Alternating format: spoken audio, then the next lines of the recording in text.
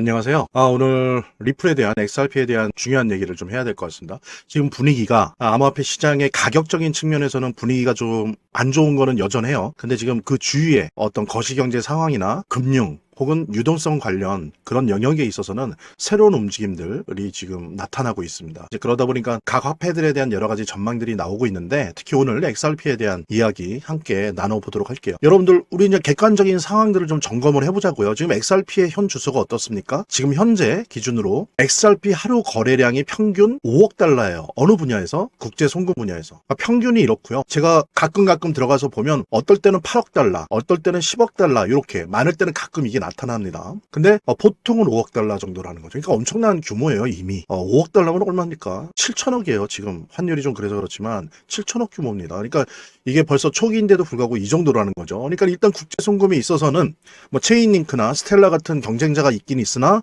여전히 그 규모 면에서 초기 시장이긴 하지만 XRP가 압도적인 모습을 보여주고 있는 게 사실이고요. 그 다음에 여러분들 아시죠? 6월 달에 EVM이 뭡니까? 예, 이더리움 버추어 머신이죠. 그러니까 이더리움 가상 머신.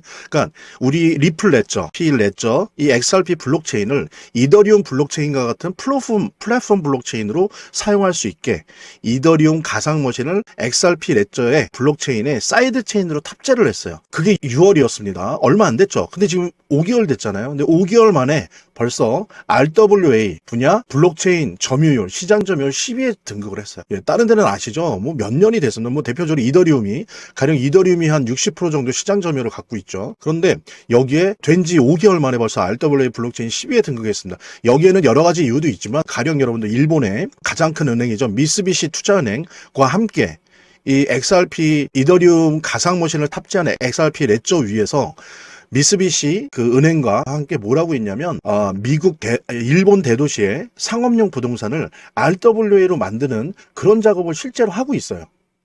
그러니까 5개월밖에 없는데도 그런 실적들이 있는 거죠. 그러면서 이제 벌써 10위로 등극했다는 거. 그 다음에 또 하나, 작년 이맘때 뉴욕 RLUSD가 승인이 됐었죠. 그런데 출시 거의 1년이 채 안 된 거죠. 뭐 1년 만에 1년이 채 안 돼서 600%가 성장을 했습니다. 그래서 시총이 10억 달러를 돌파했어요. 그죠? 그러니까 이렇게 각 분야에서 원래 전통적인 섹터 1이라 할 수 있죠. 국제 송금에서, 그다음에 섹터 2죠. 플랫폼 블록체인으로 거듭나는 과정에 있는 우리 XRP 레저가 RWA 시장에서도 이렇게 아주 빠른 속도로 선정하고 있고, 그다음에 작년에 만들었던 우리의 달러 스타블 코인이죠. RLUSD가 출시 만에 10억 달러를 돌파했다. 게다가 여러분들 이런 현실을 봤을 때 XRP가 뭐가 꿀릴 게 없어요. 뭐가 안 될 게 없다는 거죠. 오직 필요한 건 뭡니까? 유동성이 필요하다라고 하는 거죠. 이거는 뭐 XRP뿐만은 아니라고 생각을 해요. 다른 암호화폐들도 마찬가지인데, 특히나 XRP 같은 경우에는 각 섹터, 각 분야에서 괄목상대한 성장과 어떤 업적들을, 성과들을 냈었기 때문에 이런 것들이 지금 에너지로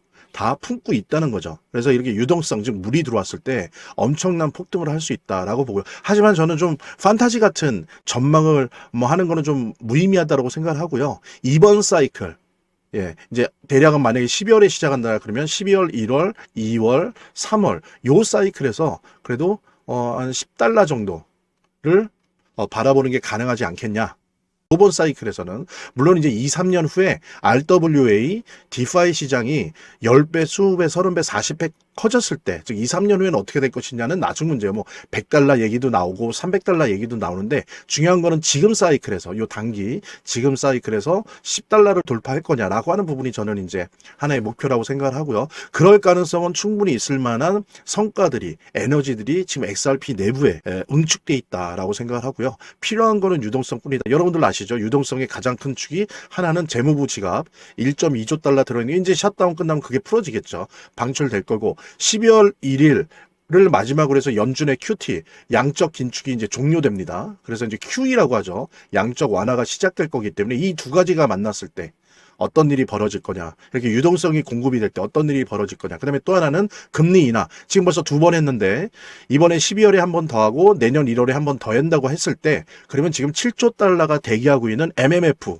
에 있는 이 7조 달러에 달하는 어마어마한 자금들이 이자가 낮아지니까 탈출할 수밖에 없겠죠. 이 MMF에 있는 자금의 약 한 3분의 1만 나온다 해도 난리가 나는 거죠. 이렇게 되면 이제 팬데믹을 1년, 2년 이상 겪을 만큼의 유동성이 쏟아져 나오는 겁니다. 이런 유동성이 쏟아져 나왔을 때 요 시기에 우리 XRP가 어디까지 갈 거냐? 저는 10달러를 돌파할 가능성이 있다라는 얘기 여러분들과 함께 공유하도록 하겠습니다. 공유하면서 우리 XRP 재단에 관련된 이야기 나누도록 하겠습니다. 차트를 제대로 보는 것도 중요하고 또 거시경제 상황들을 보는 것도 중요하고 매우 중요하지만 결국에는 사실은 이 모든 거를 무시하더라도 재단이 어떻게 하느냐가 사실은 이 암호화폐의 성패를 좌우하는 가장 큰 요소라고 하는 거를 우리가 모두 다 느낄 수 있는 거거든요. 그래서 제가 좀 과장을 하면 오히려 암호화폐를 통해서 돈을 제대로 버는 사람들은 물론 차트도 보고 거시경제도 보고 하지만 가장 1차적으로 핵심적으로 보는 게 그 암호화폐를 발행한 제작하고 있는 공급하고 있는 재단의 정책과 재단의 상황들을 보거든요. 재단의 어떤 정책들만 봐도 우리들은 이 암호화폐 투자를 통해서 막대한 수익을 얻을 수가 있는 겁니다. 특히 그중에서 우리가 많이 보려고 노력하는 것들은 락업에 관련된 것들이에요. 그리고 락업의 해제에 관련된 것들이에요. 재단이 얼마나 우리가 암호화폐 투자를 함에 있어서 중요한 요소인지를 깨닫고 그 다음에 특히 만약에 우리가 암호화폐를 투자함에 있어서 재단에 무엇을 봐야 되는지 함께 공유하는 그런 시간을 짤막하게 좀 갖도록 하겠습니다. 그래서 제가 여러분들이 최대한 쉽게 이해할 수 있도록 일단 락업 해제에 대해서 먼저 설명을 좀 드려볼 건데요. 이제 락업 해제라고 하는 거는 투자자 보호 차원에서 초기 투자자들이 일정 기간 동안 매도할 수 없도록 물량을 잠가두는데 이거를 풀어주어서 자유롭게 매도할 수 있게 해주는 걸 의미합니다. 그래서 통상적으로는 락업 해제 이후에는 대규모 물량이 시장에 풀리기 때문에 강력한 매도 압력으로 작용해서 가격이 급락하는 모습을 보여주게 되는 거죠. 그런데 우리가 이제 주목해야 될 점은 락업 해제 직전의 모습입니다. 락업 해제 후에는 대부분 급락이 오거든요. 그렇지만 그 전에는 대부분 가격의 급등이 연출되기 때문이죠. 왜냐하면 이제 세력들이 대량 매도를 하기 위해서는 가격이 올라가야지만 수익을 보고 매도할 수 있기 때문인데요. 충격적인 건 이걸 위해서 재단이나 프로젝트 측도 가격을 인위적으로 끌어올린다는 거죠. 실제로 리플이죠. 리플의 CEO 갈링하우스 같은 경우에는 이 락업 해제 전에 가격을 뻥튀기 시키기 위한 그 시세 조작을 한 적이 있었고 이게 발각이 된 적이 있습니다. 물론 본인은 이에 대해서 극구 부인을 했지만 모든 정황을 볼 때 사실은 이미 알 사람은 다 알고 있는 거죠. 그러니까 이런 일을 하는 이유는 초기 투자자들 때문이에요. 이 초기 투자자들에게 수익을 줘야지 어떤 보상 개념의 수익을 줘야 추가적인 투자 유치를 할 수 있는 거죠. 그 초기 투자자들 뿐만이 아니라 그 외에 2차, 3차 투자자들을 모집하기 위해서는 이런 초기에 부풀리기, 뻥튀기가 필요한 겁니다. 예. 그래서 락업 해제 전에 락업 일정에 맞춰서 매수 타점을 잡아내는 것이 매우 중요하게 대두되는 겁니다. 이 락업 해제 후에는 급등 후에 급락 패턴이 옵니다. 이제 그러기 때문에 락업 해제 전에 매수를 해야 되고 락업 해제 후에는 이제 매도를 해야 되는 거죠. 이래야지 이제 엄청난 수익이 가능해지는 건데요. 제가 특정 경로를 통해서 이 재단 측의 어떤 락업 해제 일정을 입수를 했거든요. 예, 근데 이 해당 문서는 기밀 문서이기 때문에 일단 중요한 내용은 이렇게 제가 좀 모자이크 한 거 좀 양해 바라고요.